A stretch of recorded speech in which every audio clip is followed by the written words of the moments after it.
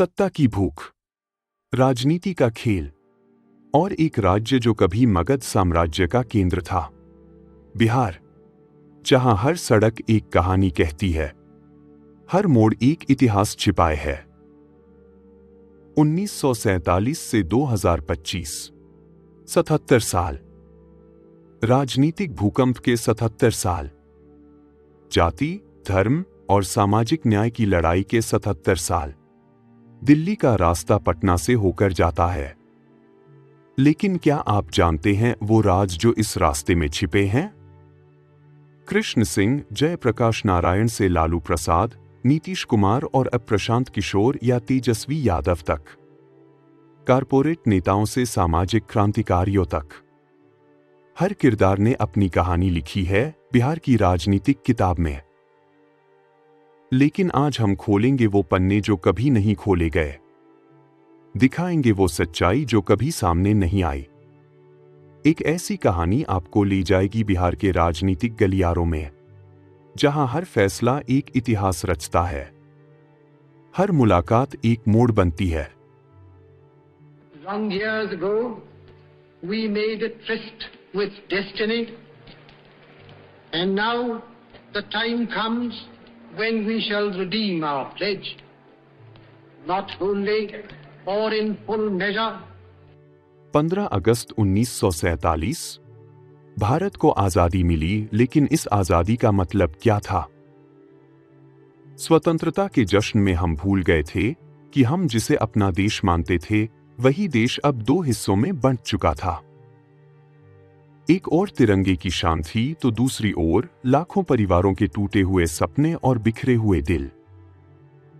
जहां एक ओर हर इंसान अपनी आजादी को महसूस कर रहा था, वहीं दूसरी ओर विभाजन के शोर में उनके अस्तित्व को खोने का दर्द भी था। स्वतंत्रता और विभाजन दोनों ने भारतीय धरती पर अपना अदृश्य निशान छोड़ा, जिसे हम आज भी महसूस करते हैं। 1947 का विभाजन भारत के इतिहास का सबसे काला अध्याय था, और बिहार भी इससे अछूता नहीं रहा।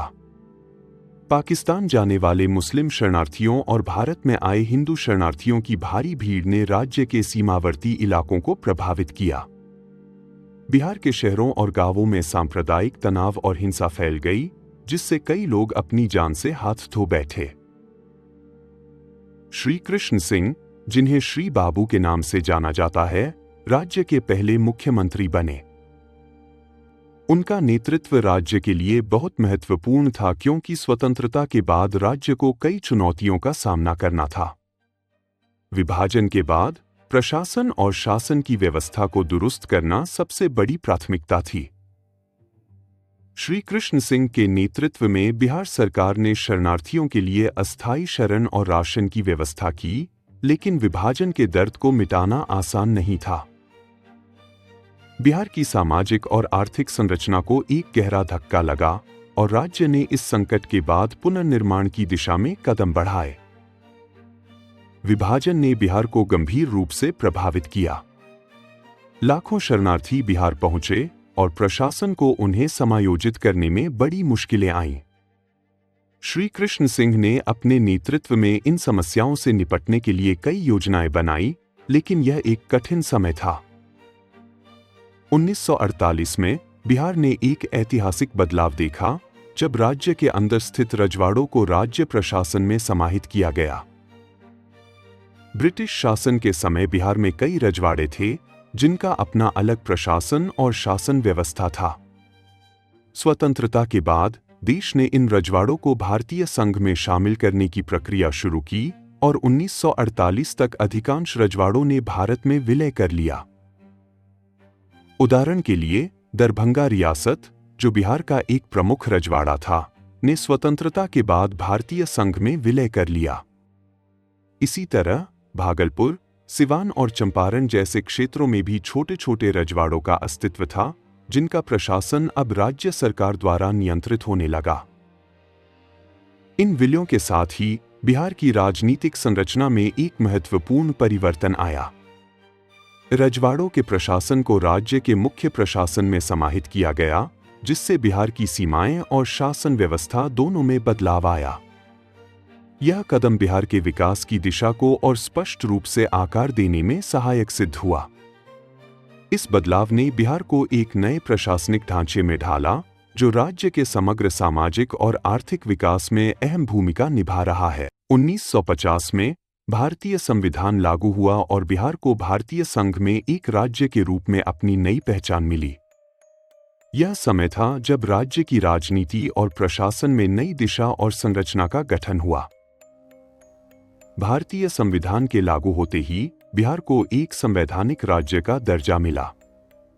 इससे पहले बिहार का प्रशासन ब्रिटिश राज के तहत था, लेकिन अब संविधान के अनुसार राज्य की सरकार और प्रशासन के सभी पहलुओं में बड़े बदलाव आए। उदाहरण के लिए, बिहार के मुख्यमंत्री श्री कृष्ण सिंह जैसे नेताओं ने संविधान के दिशा निर्देशों के तहत राज्य की प्रशासनिक व्यवस्था को नया रूप दिया। इसके अलावा बिहार में ग्रामीण और शहरी विकास के लिए नई योजनाओं की शुरुआत हुई, जिससे राज्य का समग्र प्रशासनिक ढांचा और भी मजबूत हुआ। इस समय के बाद बिहार का प्रशासन अब केंद्रीय सरकार के साथ मिलकर काम करता था और राज्य के विकास के लिए कई नई नीतियां बनाई गईं। यह बिहार के लिए एक नए युग की शुरुआत थी, जहां संविधान की धाराओं का पालन करते हुए राज्य की पहचान और ताकत मजबूत हुई। 1952 का चुनाव भारतीय राजनीति के लिए एक ऐतिहासिक क्षण था, क्योंकि यह लोकतंत्र के उत्सव का पहला कदम था। बिहार में कांग्रेस पार्टी ने चुनावी माहौल में अपनी शक्ति को साबित किया। मुख्यमंत्री श्री कृष्ण सिंह के नेतृत्व में कांग्रेस ने 1952 के चुनाव में एक मजबूत जीत दर्ज की, जिससे राज्य में उनकी राजनीतिक स्थिति और भी मजबूत हो गई। श्री कृष्ण सिंह के नेतृत्व में कांग्रेस पार्टी ने न केवल चुनावी जीत दर्ज की, बल्कि राज्य के सामाजिक और विकासात्मक मुद्दों पर भी ध्यान केंद्रित किया। उनके नेतृत्व में बिहार में भूमि सुधार और शैक्षिक योजनाओं की शुरुआत हुई, जिससे राज्य की नीति और प्रशासन में नया मोड़ आया। यह चुनाव बिहार में कांग्रेस पार्टी के लिए एक नई राजनीतिक शक्ति के रूप में उभरने का समय था और श्री कृष्ण सिंह ने अपनी रणनीति और नेतृत्व से राज्य की राजनीतिक धारा को पूरी तरह से बदल दिया। 1952 के चुनाव ने कांग्रेस पार्टी को बिहार में स्थायी राजनीतिक प्रभाव दिया, जो आज भी राज्य की राजनीति को आकार देने में महत्वपूर्ण भूमिका निभाता है। 1950 के दशक के मध्य में बिहार में समाजवादी आंदोलन की बयार चली।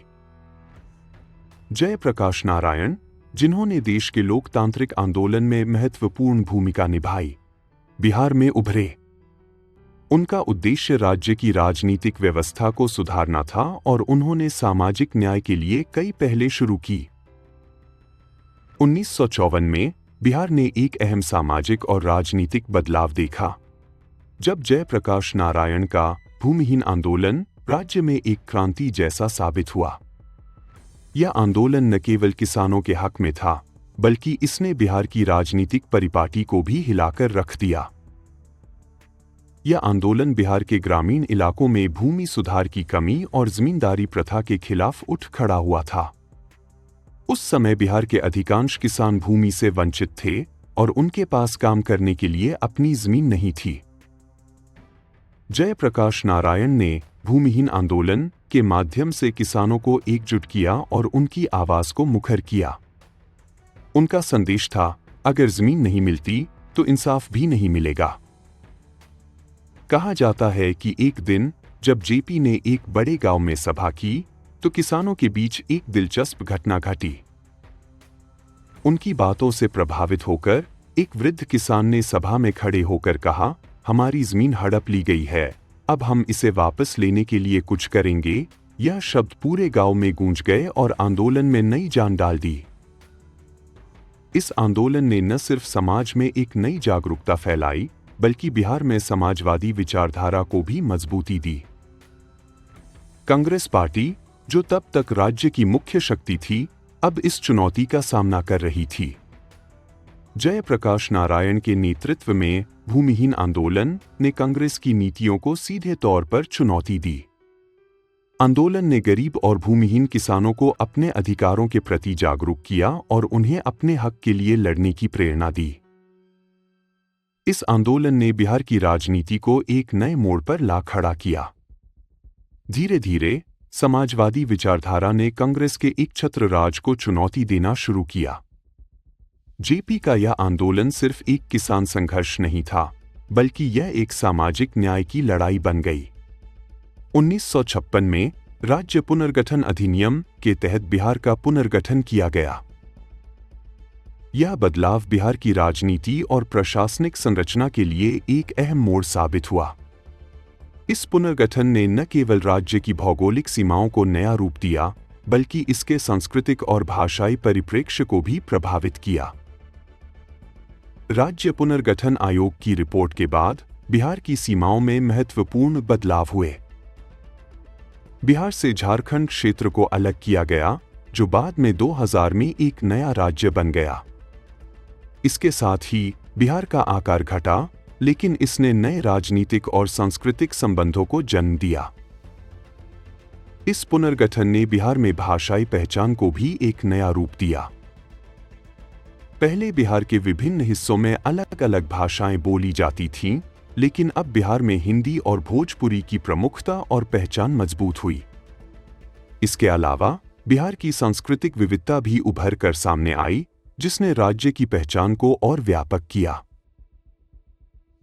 लेकिन इस बदलाव के साथ साथ बिहार की राजनीति में और भी बड़े बदलाव की शुरुआत हुई, जो अगले साल 1957 के चुनावों में साफ नजर आएगा। राजनीतिक दृष्टिकोण से यह बदलाव बिहार के नेतृत्व में नई ऊर्जा लेकर आया। यह समय था जब राज्य की राजनीति में नए मुद्दे और विचारधाराएं उभरने लगीं।